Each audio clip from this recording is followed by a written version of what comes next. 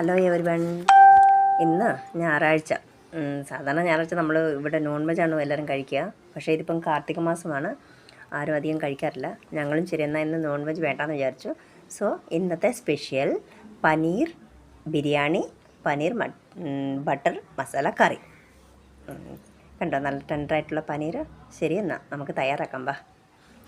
ഞാൻ ഒരു പാത്രത്തിൽ കുറച്ച് തൈര് എടുത്തിട്ട് അതിലേക്ക് വേണ്ടുന്ന മസാലകളെല്ലാം ചേർത്ത് ഇച്ചിരി ഇഞ്ചിയും വെളുത്തുള്ളിയും പേസ്റ്റും ചേർത്തിട്ട് നല്ലതായിട്ട് ഇളക്കി, അതിൻ്റെ കൂടെ കുറച്ച് മല്ലിയില, അതുപോലെ കുറച്ച് പുതിന ഇല, പച്ചമുളക്, ഉള്ളി, ഇതെല്ലാം പിന്നെ നമ്മൾ ബ്രൗൺ ഓണിയൻസ്, അത് വറുത്ത ഉള്ളി, ഇതെല്ലാം കൂടെ ചേർത്ത് നന്നായിട്ട് ഇളക്കി. അത് കഴിഞ്ഞ് നമ്മൾ ആദ്യം ഞാൻ പനീർ മസാലയെല്ലാം പിടിപ്പിച്ച് ഒരു അരമണിക്കൂർ വെച്ചതിന് ശേഷം എണ്ണയ്ക്കകത്ത് വറുത്തെടുത്താണ് ആ പനീറും ഇട്ട് എല്ലാം കൂടെ നന്നായിട്ട് ഇളക്കി വേവിപ്പിച്ചു. എന്നിട്ട് ബിരിയാണി കണ്ടി എടുത്തിട്ട് അതിലേക്ക് ഒരു 1.5 സ്പൂൺ നെയ്യ് ഒഴിച്ചു. എന്നിട്ട് നമ്മൾ ഈ ഇളക്കി വെച്ച മസാല പിടിപ്പിച്ച എല്ലാ പനീറും കൂടെ അതിലേക്ക് ഇട്ടിട്ട് നന്നായിട്ട് സ്പ്രെഡ് ചെയ്ത്, അതിൻ്റെ കൂടെ ഞാൻ എണ്ണ, അതായത് നമ്മൾ ഉള്ളി വറുത്ത എണ്ണയിൽ തന്നെ പനീർ വറുക്കുമായിരുന്നു. മസാല ചേർത്ത പനീർ ആയതുകൊണ്ട് ആ കളറ് എണ്ണയ്ക്ക് ആ എണ്ണയും കൂടെ ചേർത്ത് നന്നായിട്ട് നിരത്തി ഒരേ ലെവലിൽ സ്പ്രെഡ് ചെയ്തതിന് ശേഷം ഒരു 70% വെന്ത ചോറാണ് കേട്ടോ, ബിരിയാണി അരി 70% വരെ വെന്തു. അത് ഇതിൻ്റെ മുകളിലേക്ക് ഇടുവാണ്.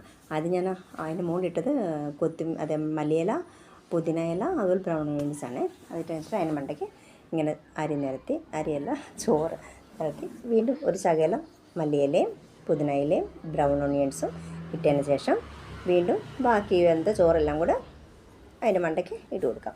ഇത് ജസ്റ്റ് 70% വെന്തുള്ളൂ കേട്ടോ. ഇപ്പം നമുക്കത് അവിടെ നിന്ന് ചെറിയ തീയിൽ അത് വെന്ത് വരുമ്പോഴത്തേനും നല്ല ഒന്നാന്തരം നല്ല പെർഫെക്റ്റ് ആയിട്ടുള്ള ബിരിയാണി കിട്ടും. നമുക്ക് ഇത് പനീറെന്നല്ല, ചിക്കനാണെങ്കിലും ഇതേ പ്രോസസ്സ് തന്നെ. ഞാനിതിന് അടിയിലധികം എണ്ണയൊക്കെ ഉള്ളതുകൊണ്ട് മണ്ടയ്ക്ക് ഒത്തിരി ഒന്നും നെയ്യൊന്നും ഒഴിച്ചില്ല കേട്ടോ. ഇവിടെ ഇപ്പോൾ ഒഴിച്ചിട്ടേ ഇല്ല.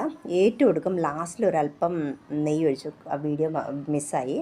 നെയ്യും ഒരു അല്പം ഒരു 2-3 ഡ്രോപ്സ് ഓഫ് ഓറഞ്ച് കളറും കലക്കിയതും ഒഴിച്ചു കേട്ടോ. ഇപ്പം അടച്ചു വെക്കാം. ഒരു 15 to 20 മിനിറ്റ്സ് കഴിഞ്ഞിട്ട് ഞാൻ തുറന്ന് നോക്കുവാണേ.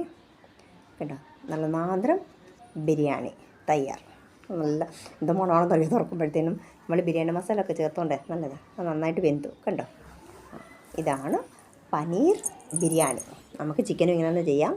ശരി, എന്നാൽ ബായ്. അടുത്ത വീഡിയോയിൽ കാണാമേ. Bye bye.